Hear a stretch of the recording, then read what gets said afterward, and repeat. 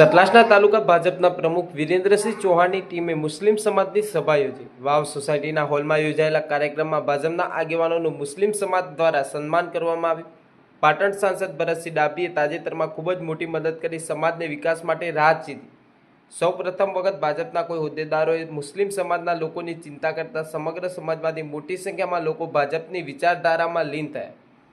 સતલાસના તાલુકામાં કોંગ્રેસના આગેવાનોની કમાન ઢીલી પડી હોવાની ચર્ચાઓ ટોક ઓફ ધ ટાઉન બની। આવનાર સ્થાનિક સ્વરાજ્યની ચૂંટણીઓમાં મુસ્લિમ સમાજના મતો ચોક્કસ ભાજપમાં પડશે તેવા અણસાર પણ દેખાયા। સતલાસના તાલુકાના વાવ, સતલાસના મુમનવાસ, કુબડા, તખતપુરા, મહમદપુરા, શાહુપુરા, ઈશાકપુરા, ધરોઈ, ખોડામલી, કોઠાસણા, નવાવાસ વગેરે ગામના મુસ્લિમ સમાજના આગેવાનો સાથે મિટિંગ મળી, જેમાં તમામ ગામના આગેવાનોએ વિકાસની રાજનીતિ સાથે ભારતીય જનતા પાર્ટી સાથે જોડાયાની ખાતરી આપી અને આવનાર સમયમાં તાલુકા જિલ્લાની ચૂંટણીમાં ભારતીય જનતા પાર્ટીને વિસ્તારમાં જંગી બહુમતી મળે એવી રીતે સમર્થનમાં વોટિંગ કરીને પાર્ટી સાથે રહેવાની ખાતરી આપી।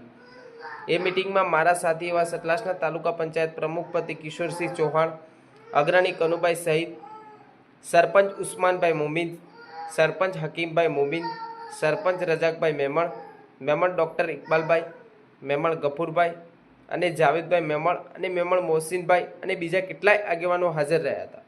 વધુ સમાચાર અને અપડેટ્સ માટે જોતા રહો online TV news. Reporter Farooq Memon, Kheralu.